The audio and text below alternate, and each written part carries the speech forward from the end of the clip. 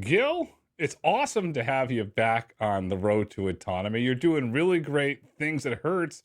How are things over at Hertz these days?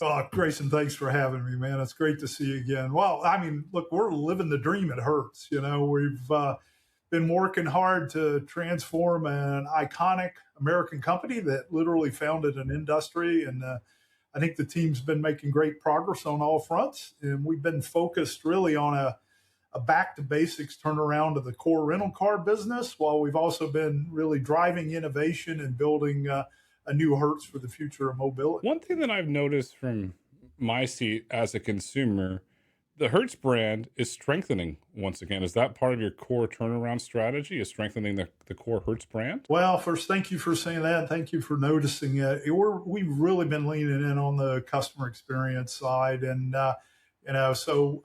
last year was transformative. We literally doubled our net promoter score.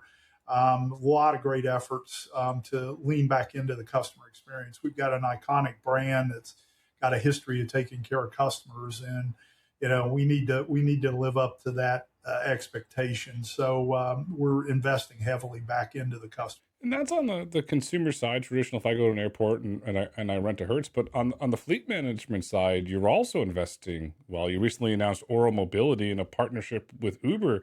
It seems to me that you're building two businesses all connected with a core service of fleet management. It is, yeah. So we're one of the largest fleet operators in rideshare rental fleets in the world. So we put together Oro Mobility to really build off those strengths to create what we think of as a connective tissue for the future of mobility. So think of Aura as the bridge between demand aggregators, the tech companies, and the automotive OEMs. And our focus is really just to provide high quality turnkey supply and do that on both a human driven fleets as well as autonomous fleets. So think of us as the operating company, right? We're an asset heavy operating company. And we built that company literally over more than 100 years at Hertz. So we're applying those kind of same skills, core competencies, infrastructure investments in a different way. And the key thing is you understand depreciation just about better than anybody. Right now at Hertz, we own tens of billions of dollars of cars. So depreciation matters. Absolutely. With that understanding of depreciation, asset ownership, asset management, at some point, could we see Hertz potentially holding robotaxis on the balance sheet? Yeah, I mean, look, we own and manage large fleets now, so we're asset heavy, right? We got infrastructure, we know how to buy vehicles, we know how to operate them, we know how to exit vehicles. So, yeah, our plan would be, or would be, an asset owner ultimately of robotaxis in the future, as well as an operator. When you combine the asset ownership with the operations side, and you look at your strategic assets, you have real estate, you have charging infrastructure, you have, let's call it the Hertz playbook of how to maintain a car, what to do if certain items are left in the car. Do you take that Hertz playbook and then deploy it with Oro as well? Yeah. So, yeah. First of all, we do that each and every day in our core rental car business. So, as an example, if somebody leaves an iPad or a phone in the car, or been smoking in the car, over the years we developed logistics to return those items to customers. We're used to handling unusual situations. We develop processes, supplies to clean up after others. So all those capabilities we're applying to Oro for both the human and the autonomous fleet. And then how do you ensure uptime and reliability? I ask that because you have a very strong background at Delta, where you and the team you turned the airline around, and now it's the world's leading commercial airline. So how do you ensure the reliability of these fleets when you own these assets, you maintain these assets, and you deploy these assets? Well, I mean, boy, ultimately, an asset heavy model like we have, it's all about sweating the assets, right, and driving up time and utilization, and that's critical, of course, in the Hertz core rental car business. And ultimately, that led us to enter the rideshare market to drive more utilization, right, as we rent cars to Uber and Lyft drivers. But it also led us to enter this human driven supply chain where we own the cars and then we put the drivers in them. So with the ultimate goal of let's not let cars just sit around, right? Because we're depreciating, we're not earning money. So I think on the back end of that, you have to have the capabilities to keep the cars in the serviceable condition, and that means turning the vehicles, cleaning them, washing them, fueling them, maintaining them, and then thinking about it as a flow. So you manage the flow and the constraints. And we've again been building these capabilities and infrastructures to do all those things over about 100 years. So all those things are necessary with AVs as well. And then on the AV front, as an added bonus, we got a team that's got a lot of AV operating experience over the years as well. If you look at your assets that you've disclosed to the SEC of 2,700 chargers over 11,000 service locations, to me, that becomes, in my opinion, a strategic advantage for you as you scale the Oro business. Yeah, it really does. I think, as of course, we've got a global operating footprint that Oro can leverage, right? And we want to be a global provider in these services. And we have the infrastructure, the assets, the operating capabilities really to lean into and apply to Oro. So again, whether it's, the human driven fleets or robo taxis, we've got that investment, and I would just say it would take, if you started from scratch today, it would take decades and billions of dollars to replicate all that. So, we have this running start, and naturally positioned, I think, to be a real player in this space. And for the audience, to highlight some numbers here, you're in over 160 countries and you have over 11,400 locations. Again, this, to me, the strategic ability to, let's just say, partner with Acme Company or partner with Company B to scale. Do you envision deals in the future where you partner with one company to be the fleet service provider and then eventually scale that globally by leveraging your existing footprint? Yeah, absolutely. Yeah. So, we've got a global footprint now, and Oro will leverage that. And as you think about the infrastructure investment that we have all over the world, we've also got some great partnerships all over the world, right? And we've got franchises all over the world. So, adapting the model of not just the facilities that we may own, but also partnerships through franchisees, so we can leverage into those as well. But we're an asset heavy business, right? And we own fleets, we manage fleets, we have the infrastructure you talked about, and it's how do we leverage that really to provide fleet operating capacity for B2B partners. I think another strategic advantage that you have of operating in 160 countries is relationships.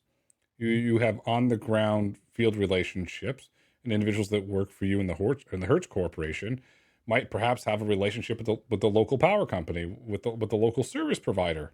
To me, that just becomes a strategic advantage as you scale, because, as you know very well, robotaxis are going to be electrified, and you're going to have that charging infrastructure. Mhm. Are you leveraging that on the ground intelligence that you have from your employees in these local markets as you look to scale this business? Yeah, it's a great point, because every market ultimately is local, right? There's some broader kind of constructs, business partnerships, strategies, all those things are key, but it all comes together in a local market where you've got the operating capability locally, right? And be able to cover, not just a specific point in the market, but the broader market as well. And you've got to have the ability to put that together, and that requires local knowledge, local market knowledge. And we have general managers of our facilities all around the country and the world, for that matter, that know these markets, that have grown up in them, been operating in them for decades, and it's really important to leverage that that intel and infrastructure.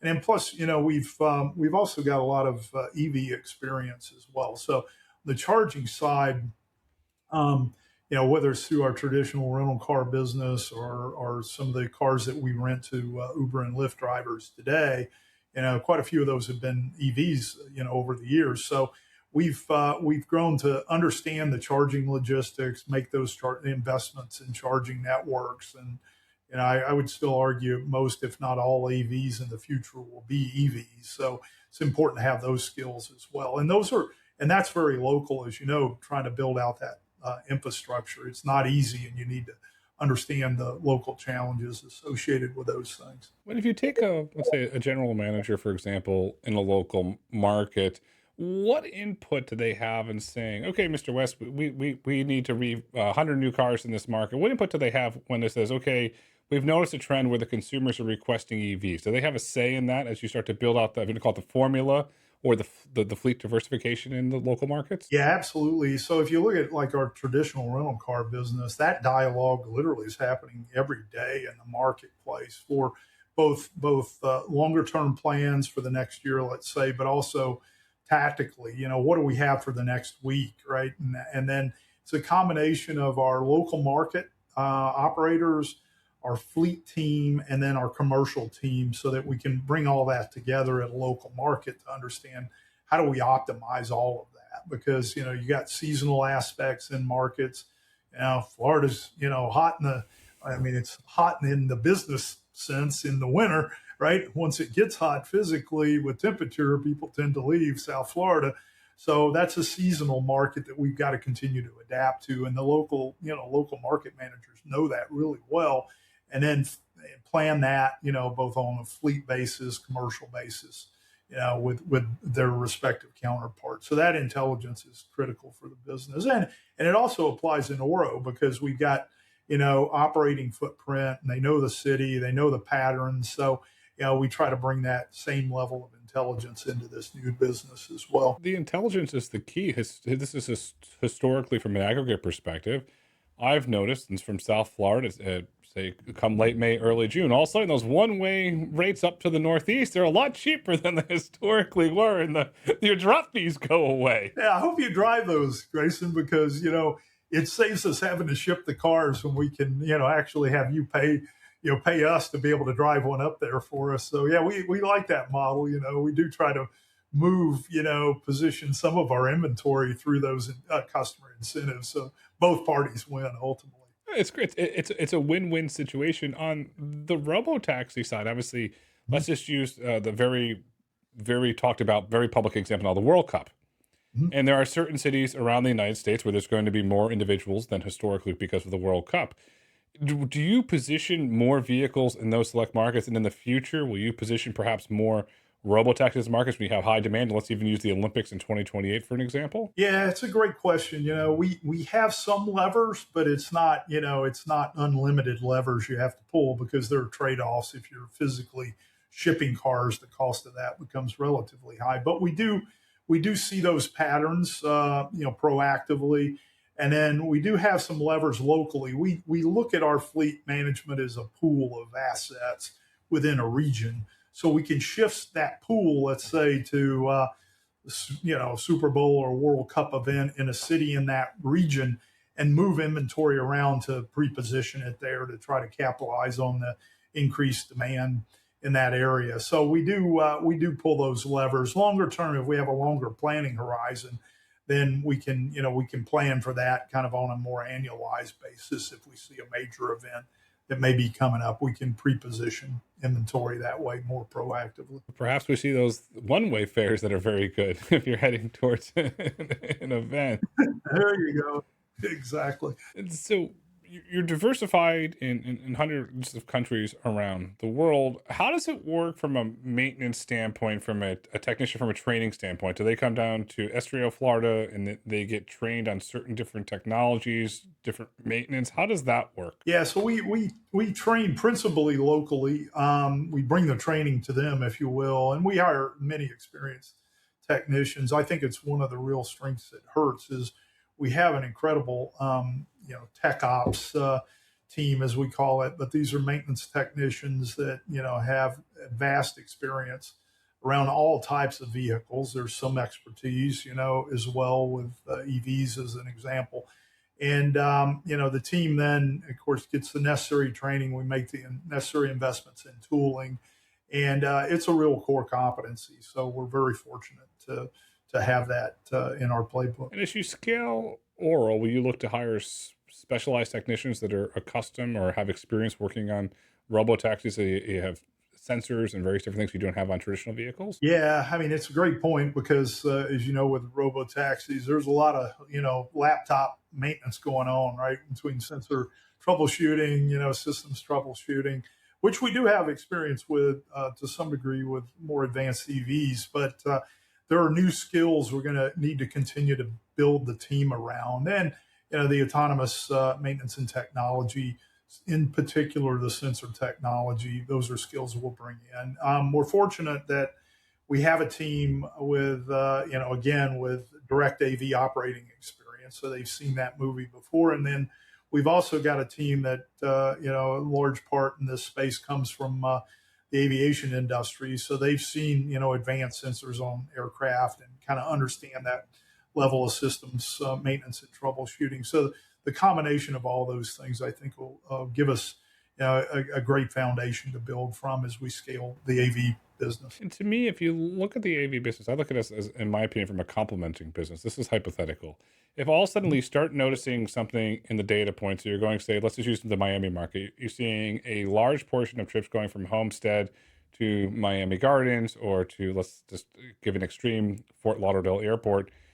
Will you look to potentially position human-driven vehicles there, either through the Uber partnership from a hybrid perspective, or rental cars? If you start noticing these long distances where an individual could rent a car, depending on the data that you see there? Yeah, we see the rideshare and the rental space that we're in now with the advent of Oro for us is complementary, actually. So, if you go back, 5 years ago, 10 years ago, when rideshare was first emerging and then grew rapidly, right? We were an either or model. We were staked out in the rental car space and didn't really have any business in the rideshare business. But we've entered that business over the last few years, and now we're scaling it. And it's a B2B partnership model with us, right? I mean, we're not in the rideshare business per se, but we're a supplier to the rideshare business. So that gives us the ability to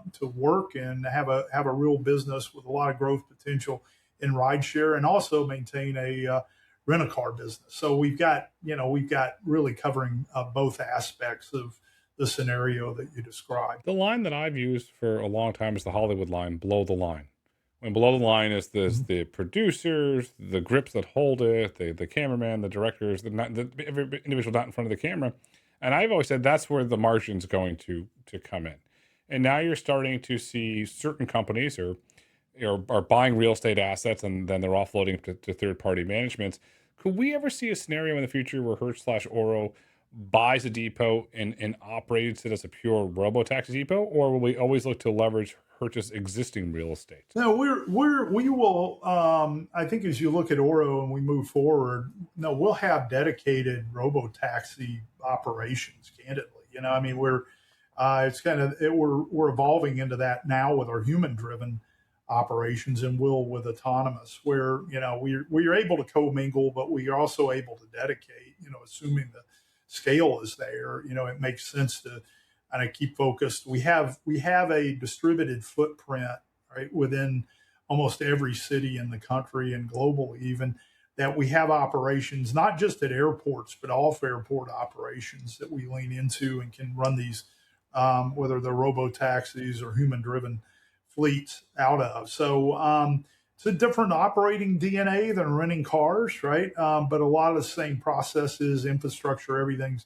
required as well. So we're developing a bit of a new muscle tone with the human-driven fleet as an example, where it's forcing us to develop. It's one thing to rent a car and turn it for rental, but this is more of a pre-planned turnkey capacity model for us, like on the human-driven side and autonomous side.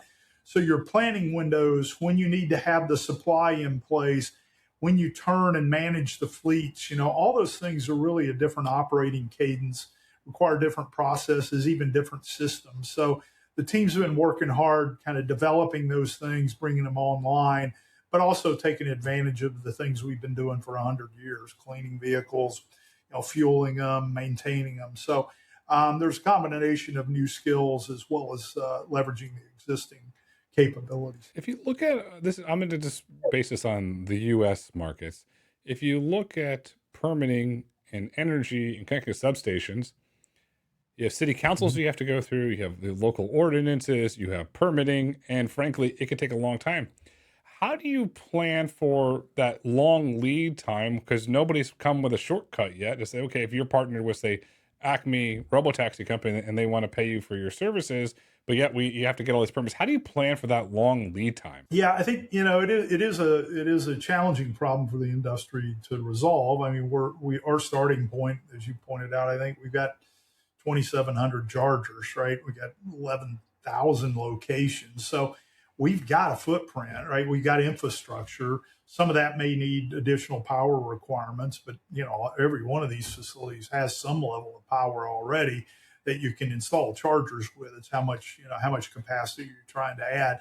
And I think it's key to have the right partners in this space, right? And having been involved in this in a prior life, I think it's key to be able to scale, to have the right partners to scale. And look, we don't build charging stations; we use them. So having those partnerships are really key to help unlock the scale. I'm going to go in the back and I'm going to butcher, I'll say, an airline analogy because it popped into my head. So if you look around the United States, you have ATL in Atlanta, you have LAX in Los Angeles.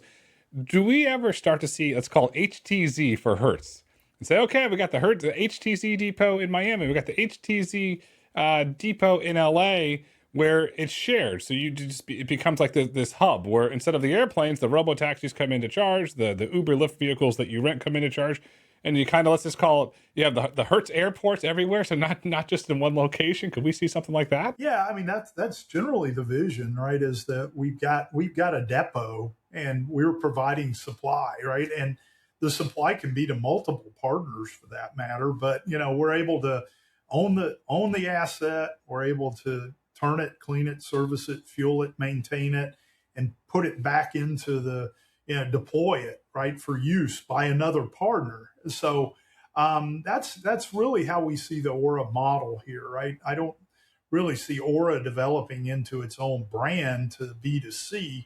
It's more a B2B type model. So, like a partner with Uber that we've launched our human driven example with, or the fleet partners that we would have with Uber and Nuro and Lucid, right? Those are B2B partners where we're providing the operating capabilities, but the demand aggregation can be done somewhere else, right? That we don't really see that part as Oro per se. How many hours a day are you estimating and projecting that a Hertz managed robotaxi will be actively in service? Are you planning for that yet? Well, yeah, the way I look at it, we talked about sweating the asset earlier, so it's key to do that. But I think it's a little less about how many hours than it is about being available during the right hours, because demand isn't flat through the day, right? There are always peaks and valleys. So I think our focus is that every vehicle is available during peaks,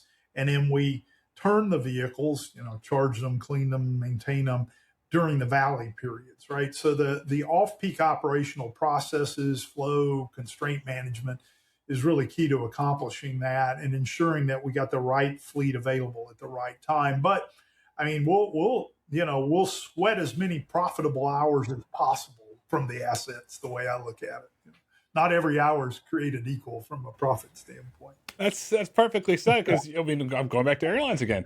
You get the planes that are coming in at 10 a.m. or that busy time at SFO.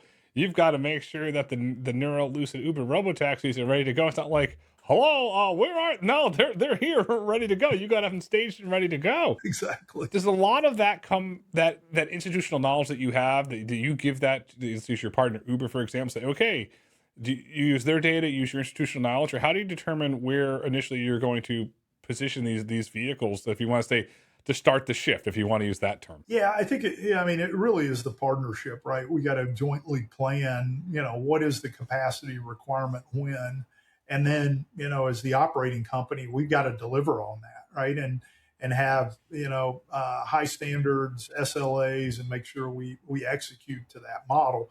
And but you have to understand what your demand patterns are. The Ubers of the world understand that, of course.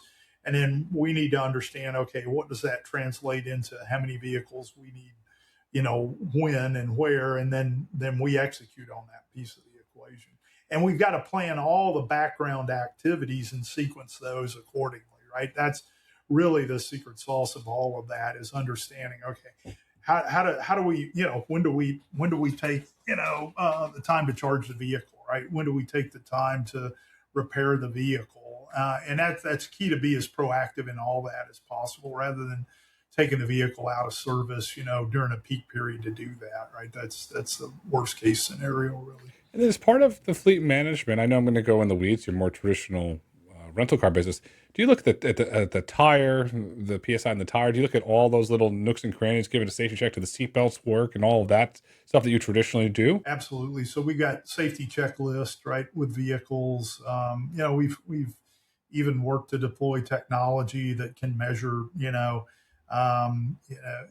measure tire wear, all these things for us, right, and look for certain damages, underneath the car or whatever. That ultimately makes sure that we got safe vehicles, because that's foundational to everything we do. You're doing a really good job with the company. I want to read something that you released as part of the Q1 earnings release here. You said, the launch of Oro Mobility marks an important milestone, the expansion of the Hertz growth platform. As the mobility ecosystem evolves, there is a clear need for an operational layer that connects demand platforms with vehicles and autonomous technology at scale. Leveraging Hertz's century of experience in complex fleet operations, Oro is purpose-built to address that gap by delivering flexible, integrated fleet solutions for both driver-led and autonomous models, opening a new chapter for Hertz. That's well said. You clearly see, to use the Gretzky term, where the puck is going. I know we got the NHL finals going on, but what was the inspiration behind that? Yeah, I think it's really one behind. I mean, we see Aura as being the supply provider for the future of mobility, right? And it's really, as we talked about, the bridge that connects the demand aggregators, the tech companies, and the vehicle OEMs. So we'll own and operate large fleets. We'll provide turnkey, high quality supply, and do that for both human and autonomous vehicles. So that really is the catalyst. I think I talked about it earlier as well, as we think about the vehicles we currently own, how do we get more utilization out of those? And that led us into deeper ride hail partnerships, and entering that business, because we would have, and look, the rental car business is cyclic, right? There's big seasonal swings, there's day of week swings, there's time of day swings.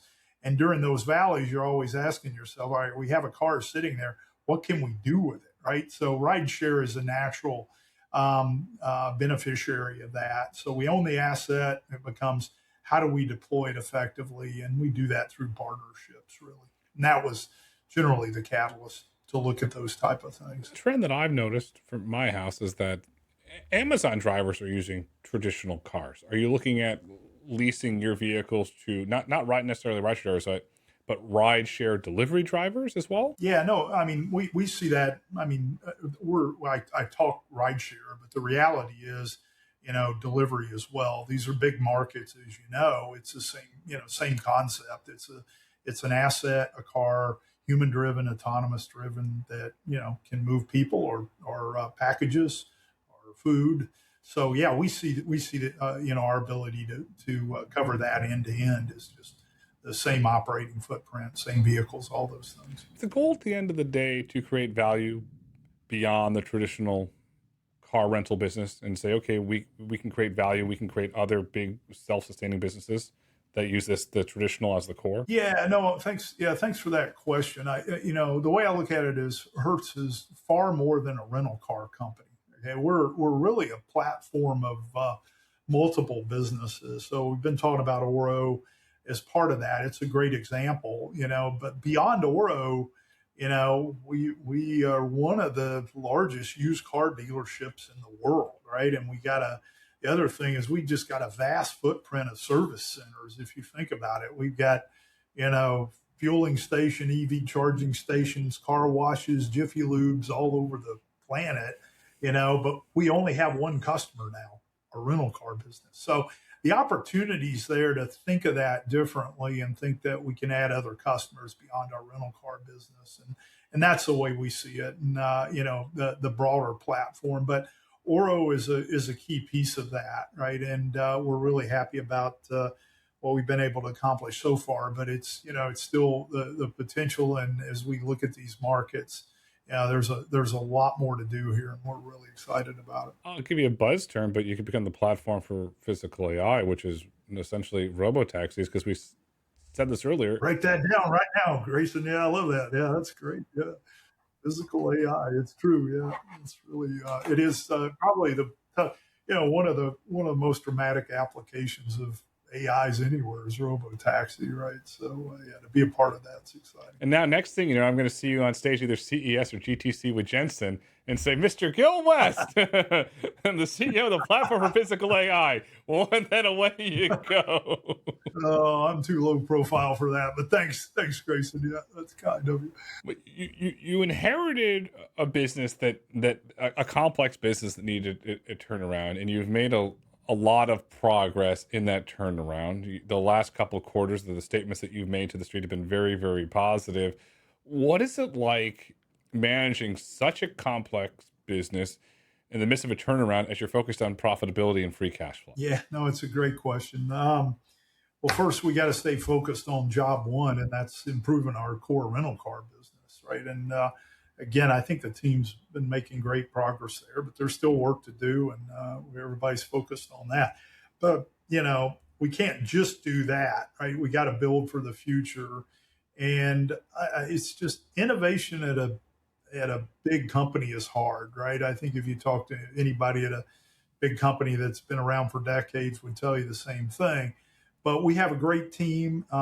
We're not just chasing shiny objects here, but we're innovating while we're improving the core business at the same time. And again, talked about the platform, but Oro is an example of that, where we've taken a concept, build off existing core competencies and strengths, and now created business within a business that's got into big high growth markets that we're well positioned to take advantage of. As you and the leadership team, the Oro team, build for the future, how do you get the entire Hertz culture to lean into this let's build for the future mentality? Yeah. Well, I think to some degree lean into the past, right? Because I look at Hertz, and one of my draws to Hertz to be a part of the team is, I mean, Hertz invented the rental car industry, right? Well over 100 years ago. And I think about that innovation and what it took, and what the company built and lasted this long, right? As we think about that, it's what are we going to do for the next 100 years? How are we going to? We're really stewards of an iconic brand here, an iconic American company. So how do we keep that going for another 100 years? So to me, and I think a large portion of the team, it's that motivation, right? We've got the day job of running the core business, but there's also the really exciting part of how do we innovate and create and build for the future, right? And it's hard because, to some degree, we're all consumed with the day job, but part of it is bifurcating the teams, keeping them focused, right? Figuring out what the right interfaces are, where do we make the investments, how do we run fast in an area that we're more deliberate in other areas, and it's not easy, I'll tell you. But the team's been, I think, has really done a great job just facing those brutal facts, understanding how we pivot, how we innovate, and move forward. And just really proud of what they've been able to accomplish, in particular with positioning Oro as they have. I'd be remiss if I didn't ask you. I saw that you hosted a Cars and Coffee with the team.